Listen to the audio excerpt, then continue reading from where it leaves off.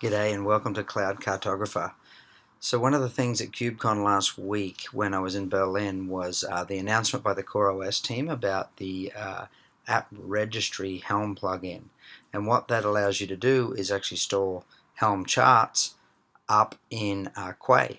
So I thought that was a really cool demo that they showed. I wanted just to kind of create that demo and show you how it works. But I think this is fantastic to start seeing an open API implemented to store not only containers but other things inside repositories such as Helm charts.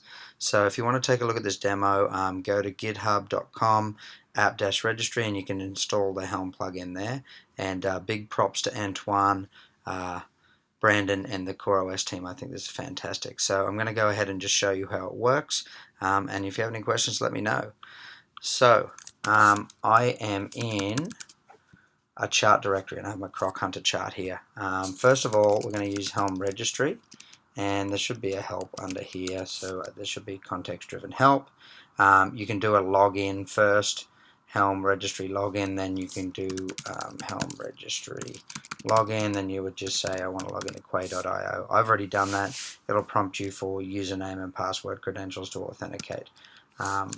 Let's just start doing a Helm Registry list, and I want to just look at the repo called levo, and let me just tell it that I want to check against Quay.io. So I shouldn't have any charts released. I'm going to tell it to publish my chart out. So Helm Registry help. Let's look at the command that we need to do that. Okay, so we're going to do a push. Helm Registry push help. Okay, so we can tell it the registry host. And okay, so it'll take from local directory Helm Registry push, and we want to go to Quay.io, and I'll tell it to go. And namespace is levo. It's going to take the chart directory that's under my local working directory and push it up to Quay. So you can see that that's happened. And let's go ahead and do a Helm list on Quay.io, and we'll check that namespace. Helm Registry list. Pardon my typing there. So we can see that I've got that up there at that version now. So I should be able to do on my Kubernetes cluster Helm list. Let's go ahead and push out this. So Helm Registry install, and I want to do at a particular version 0.2.1. So that should pull it down and deploy it, so we can see that we've got fun Ocelot here, and that's been deployed onto my cluster. Okay, so that's been pushed out.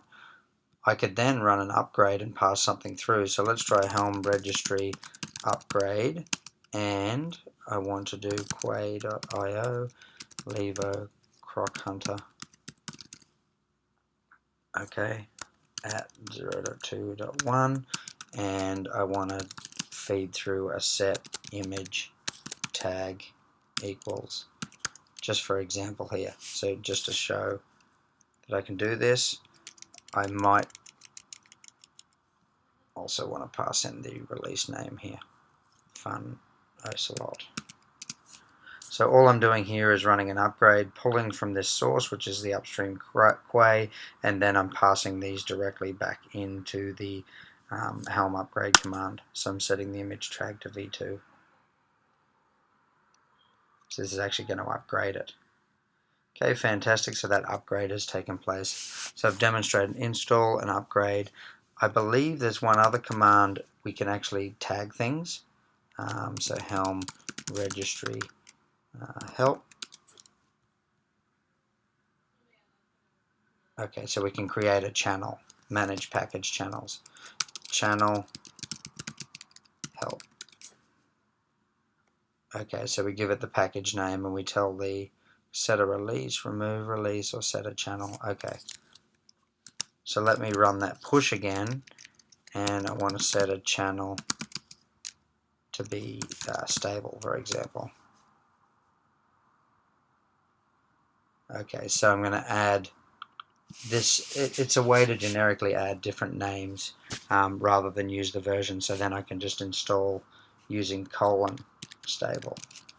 Okay, so if I did an install again, I could do a much the same way as tags work on containers.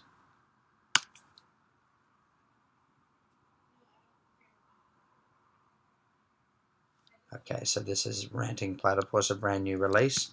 So that just illustrates that using : because I tagged that channel as stable, it's going to pull that 0.2.1 version of the chart out. So this is a great and very powerful tool. It's fantastic that I no longer have to generate a repo index.yaml and actually push it up to a web server.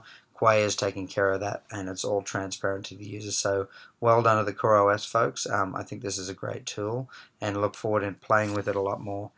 Thanks for joining. Cheers.